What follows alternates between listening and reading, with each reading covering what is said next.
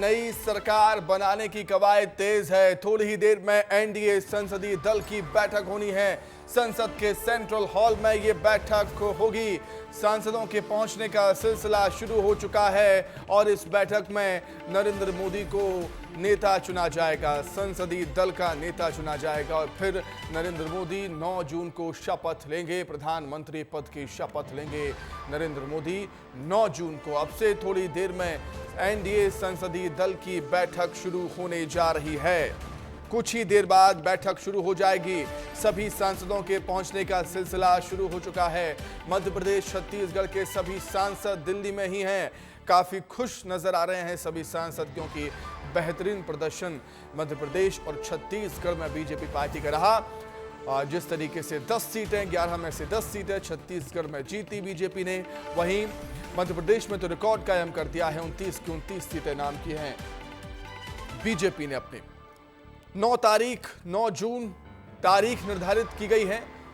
नरेंद्र मोदी प्रधानमंत्री पद की शपथ लेंगे, लेकिन अभी एनडीए की बैठक, एनडीए संसदीय दल की बैठक, एनडीए के सभी चुने हुए सांसद इस बैठक में मौजूद रहेंगे। सभी दल के नेता इस बैठक में मौजूद रहेंगे, एनडीए के जो घटक दल हैं।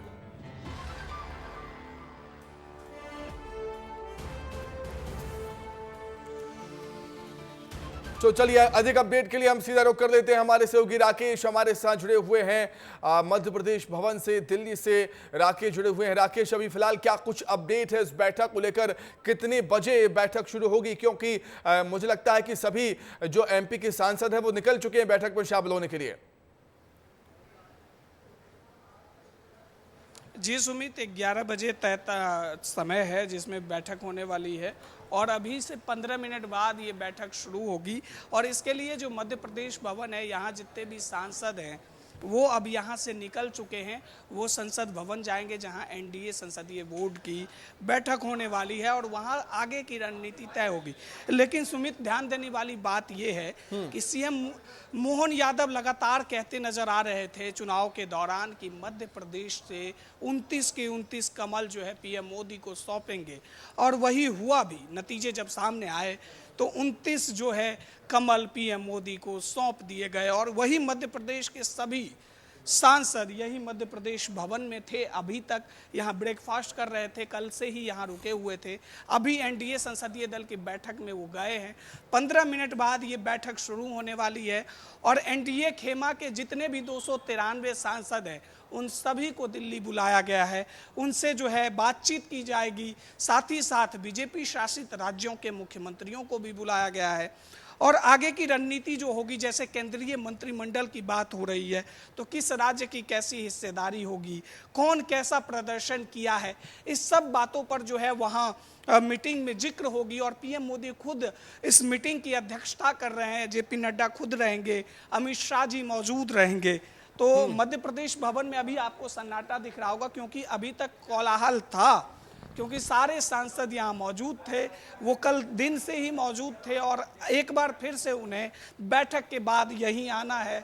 उसके बाद मध्य प्रदेश के जो बीजेपी प्रभारी हैं बीडी शर्मा जी, इन सभी सांसदों के साथ एक बैठक करेंगे और उसके बाद यहाँ से सारे सांसद अपने अपने लोकसभा क्षेत्र जाएंगे। सुमित, बिल्कुल राकेश, जिस तरीके से जो प्रदर्शन था मध्य प्रदेश में बीजेपी का, 29 की 29 सीटें जीती। इनाम के तौर पर कम से कम 3 से 4 पद तो कहीं ना कहीं मिलने ही चाहिए। मोदी कैबिनेट में 3 से 4 नेताओं को जगह तो मिलनी ही चाहिए। लेकिन जिस तरीके से जो परिणाम आ गए हैं, जो परिणाम आए हैं, बीजेपी को बहुमत नहीं मिल पाया है इस बार। इसलिए अब बीजेपी को टीडीपी और जेडीयू को भी संभालना होगा। तो कहीं ना कहीं थोड़ा सा खेल कहीं ना कहीं बिगड़ गया है। अब हो सकता है कि 1 या 2 ही जो नेता हो वो मोदी कैबिनेट में नजर आए हमें मध्य प्रदेश से। जी सुमित, आपने बिल्कुल सही कहा कि 3-4 ऐसे नाम हैं जिनके बारे में ये चर्चा हो रही है कि वो केंद्रीय मंत्रिमंडल में शामिल हो सकते हैं।